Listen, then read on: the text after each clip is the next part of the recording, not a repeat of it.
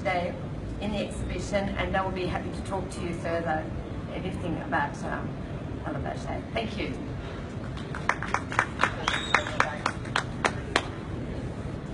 Hi everyone, can you hear me okay? So I obviously thought, what's a great topic to talk on, obviously given I've got 20 minutes or so, and there's been some fantastic presenters and panel of franchisees and obviously people advising on how to build a great franchise business. So I thought one of the topics that are top of mind at the moment for a lot of business owners is, what does year 2020 look like? What's our business going to look like in 2020? What do you personally want in 2020? And I think we all know that we're living in times that are not set in history or not set in stone, where we're changing and moving and reinventing things as we go along, because the world is changing faster than any of us know. We're dealing with different generations, we're dealing with different technologies, we're dealing with a really small globe, we're dealing with world events such as terrorism. All these things are new grounds that businesses and individuals have to work out, how do you navigate through these things, and how do you turn them into opportunities and leverage them. So before I talk about some of those points, I thought I would just quickly touch on who Baché is. I assume that most of you know who Baché is, certainly Jodie, you do. It's a leading skincare brand in Australia. We were the first and we're certainly the largest skincare franchise in Australia, and we're the most premium. So we have stores all the way from Charlestown in the Hunter, where you just heard from Jodie, to Kalgoorlie, to Townsville, to Hobart.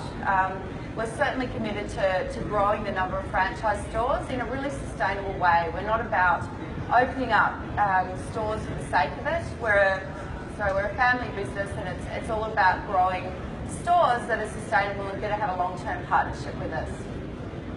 We really believe in non-invasive skincare results. So what does that mean? That means that we're not about injuring or harming the skin. So we're all about skin health and long-term skin health.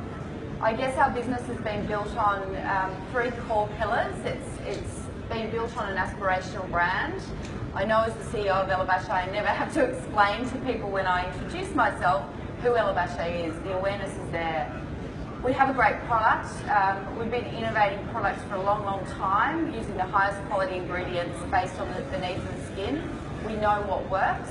And fundamentally, what underpins all this system is our approach to education. So our company vision is one of education. It's expressed in the way of knowledge creates results that last. We're all about acquiring new knowledge as we research and innovate, but not only that, it's about passing it forward onto our consumers and customers. So we can honestly put our hand on our heart and say that someone will learn something about their skin they didn't know before when they come and interact with us as a brand or a franchisee.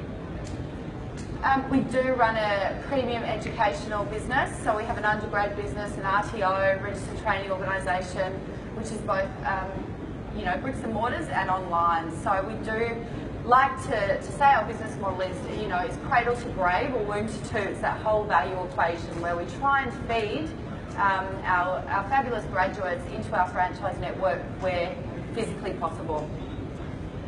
We have a proven business model. It's, there's not one size fits all, but there are a lot of commonalities. It depends on, where you're operating your business. And we're a family business, so I think, just like the guys on the panel were talking before, you have to have very much aligned culture. You have to have aligned values. It's a long-term partnership. It is about bringing the right people into this business who are going to enjoy having conversations with us and being part of a network and having their heart in the right spot. So that's just a bit about us. We are here at the Expo and would love to see you if you want to find out more.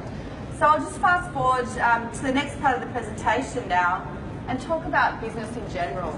So I really believe there's never been a better time to be in business. It's really, really exciting. It's really challenging, but there are a lot of opportunities. We're basically creating the future as we go, as I mentioned before. We've never had this type of history to go on before. Everything's changing. There's a lot of uncertainty. Technology's changing as fast as the rate of knots. And certainly the generations are wanting more from us as business owners, whether we're a franchisor or a franchisee. So what does all this mean? Before I go into telling you what I believe all this means, I just wanted to ask you a question. So I just wanted you to put up your hands if you've tried something new in the last 12 months. It could be anything. It could be family, it could be business. Only 3 of you? 4? 5, 6, 6? So out of you guys who have tried something new, who feels like they've absolutely nailed it to perfection? No? Well, that's good. You're pretty human then. I think one of the things that I would say, being a business owner, whether you're a franchisor or a franchisee, a big business, a small business, you have to try new things and you have to have the courage to take on new things and learn from them. And we all learn, we all make mistakes, and we grow. That's how we grow. So some of these things that are going on at the moment, we have to learn about them and trial new things to connect with this next generation. So I'm just going to touch on now, it's what I've called it, it's all about me. So we all love to talk about Gen Ys and Gen Is and the Millennials. It is all about them. They're our next generation of customers, so we have to understand them and know how to create a great experience for them. We can't push back and ignore it and pretend that they'll change and say that there's something wrong with them. We have to absolutely understand what they want. I think some of the interesting things about this generation is they're the most researched and informative generation of all times. So what that means is before they even come into your store or interact with any brands, they'll absolutely know a lot about the products, the ingredients, where they're made. These guys read blogs constantly. They're always online. They're always on social media. So they're really, really informed. And for us as business owners, we have to tailor our strategies and leverage that as an opportunity. I was reading an article, probably about 6 months ago, and it was about a really well-known, busy nail spa in New York. And all of a sudden, their business closed its doors, and it happened to be because these guys who are working in the nail spa, and we all know what a nail spa looks like and operates. They were the technicians, the nail technicians, were being underpaid, and they were being really mistreated. And the word got out on the street through some blogs what was going on, and this business literally just shut its doors overnight because the new generation, as I was saying before, won't stand for it. It's all about transparency and authenticity as a business. I was going to show you a presentation, but I've had a bit of a technical error, but that keeps me on my feet. It's all about change and turmoil in today's world and dealing with this. But I was going to show you a fantastic example of customization and individualization about a really old brand and I know it's a really premium luxury brand, and it's Burberry. And what Burberry have been able to do to transform their business and really appeal to the next generation, and in turn their profits and growth has gone off the Richter. They've taken the notion of an old Burberry coat. We all know the old Burberry trench.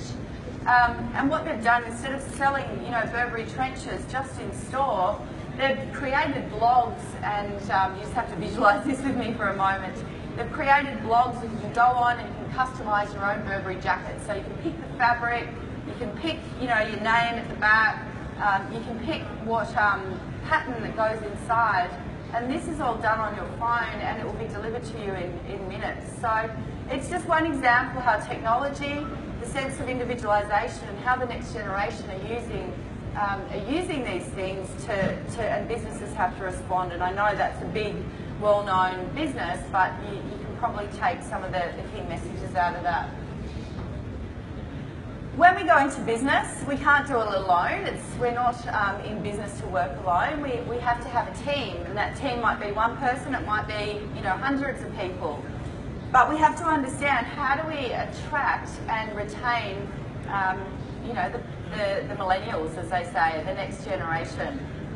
I certainly know as a CEO, I get the opportunity to interview people all the time, and I've seen that when these guys come in, they're literally interviewing me. They know all about me. They've researched me as a person. They've researched the organisation. They've researched the products. They've researched the franchise system. So you absolutely have to be on your toes, and you have to prove to these guys why they should work for you. When I interview someone who's probably from my generation up, they're not as confident as asking you really poignant questions and interviewing you. It's just a different generation. These guys want flexibility in their work. It doesn't mean that they don't want to work hard, but they might want to flex and take a holiday and take 6 weeks and start at 9 instead of 8. You have to be able to flex as a business. So it's really important that we respond to these guys so we retain them. My business. So looking at, how does this all relate to franchising and what we do in today's world, all these factors that are going on in the world at the moment. So if we look at technology, it can absolutely transform your business. It can give you data, and I know as a business, this is something we're working hard on over the next 12 months to really tighten up our network and know our customers. So if our customers are in Queensland, in Carindale, in Brisbane, and they move to Sydney, then we should have that data. Customers are coming into your business and wanting you to know who they are. They want to know what products they've used before, what products you've bought. They might want to know, what about your mum? How is she? All these things are really play to the personalisation, customisation role that we need to take as a business. Technology, how does that influence you as business operators? I know, for myself, I've got 2 kids, and the youngest one's 8 months. I know I couldn't have done what I've done over the last 8 months without the technology that exists today. I was able to have conference calls and stay on top of emails and talk to staff and be absolutely all over the business just from my iPhone. It's amazing, and no one has to know where you are. So, gone are the days of having work, in my mind, this is my own personal belief, work, rest and play.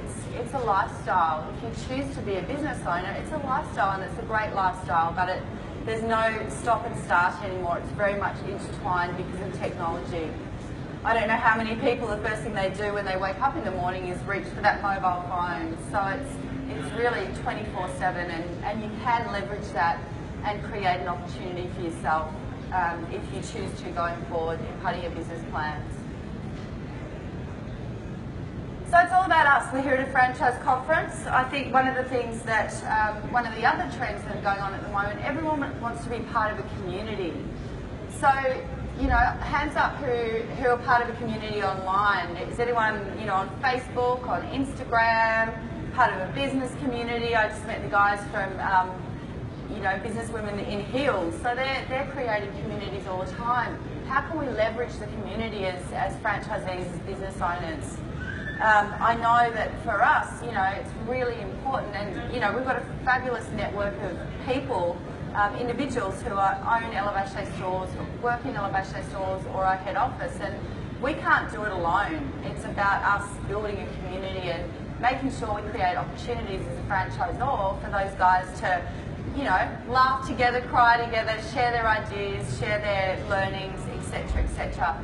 And then how can we obviously leverage that online to build a groundswell for the brand and the business. And that's, I guess, one of the advantages of buying into a franchise business. It's about leveraging scale and leveraging size so you don't have to go it alone. You're not just an independent. Customers also want a community. They want to have a two-way relationship. It's not about, and I've got Sarah, who's the social media manager here, nodding her head. It's not just about, setting up a media spend and doing some TV or radio and letting that run now. It's about creating a community online and also in your store and your community where people can have a two-way conversation and give you feedback as a business owner and feel like they're part of it. It's about a brand. So I personally believe brands are just as important in business and will be out to 2020 as they ever have been. I mean, you just have to look at the iPhone. every second, every person pretty much, every second person is walking around with an Apple iPhone. I know there's a business here today who have a franchise business who have set up to re-engineer iPhones. That business wouldn't have been around 20 years ago. The iPhone is so important because it's the power of the brand. We all know that. So how can we really leverage that brand and build it into our business plans out to 2020? So we have a really clear, sharp view of where we're going. It's really important that we're all saying the same thing in the network of, in a franchise network. It has to be one message.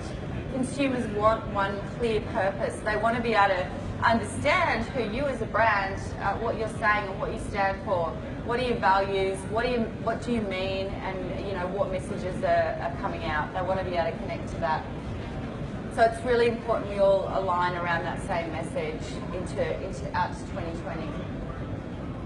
Obviously, it's all about shared goals. We're not in business to just have a good time. We obviously want to drive up revenue, certainly drive up our profitability, and we want to operate one business platform. Again, it's looking at different franchise systems that can operate on one business platform. Whether it's the CRM, the database of people is absolutely gold. It's where, your customers sit, and they're worth gold now and into 2020. And then the personalisation. So as technology takes over, it's all about how can we use the tools that technology enable us to really start personalising our communication and what we know about our customers. And strategic suppliers. As a business, it's about choosing some really great partners to go into business with as a franchise system and leverage relationships. And ultimately have one system out to 2020. So it's all about the future. So I guess to just wrap up my message today, if you are sitting down writing a business plan out to 2020, or if you're a business owner and you haven't started, I would absolutely start to recommend that you do start writing a business plan out to 2020. Start to design what that business looks like. Visually, what does it look like? What does it feel like? What does it smell like? What does it sound like? Business in 2020 is going to look completely different to today for all the reasons that I've spoken about. So I think it's really important. 2020 is a milestone year, but it's also meaning to have really, really clear vision, 2020 vision. You need courage. Being in business is not about not taking risks. It's about taking calculated risks and learning from those and growing and keeping moving forward. It's about embracing the community, and that's what franchising offers. It offers a community. So how can we work closer together as a franchising group and as a brand, whichever system you operate in? And it's about embracing these trends. It's about learning from our millennial generation. It's about listening to them. It's about learning from our customers. I know that as a franchise group, one of the things that we have to work towards is that instant gratification. A lot of people want to get an appointment, something done right here, right now. They don't have an appointment. So how do we navigate through that and flex our business model and change? It's challenging, but it's here to stay. It's not going to go away. We have to turn them into opportunities. Again, I did have a video to play, and if anyone wants to log on and look at a fantastic video, it's a leadership video, and it's a great leadership video. It's called Leadership Lessons from the Dancing Guy. It's basically, I'll just have to describe it, it's one guy in a field who starts dancing alone, and then another guy starts to dance with him, and then another guy starts to dance with him, and all of a sudden you've got a movement of people and a big group of people. And I guess my lesson here is, leadership is not about doing something alone. It's not about standing here and telling people what to do. It's about creating a movement and a system and creating real meaning so people want to be a part of it and join that energy. So thank you for your time. I hope there was one or two things in there that you can take away from today, and if nothing else, go and start thinking about what the year 2020 means to you and how you're going to design that future for yourself. So thank you.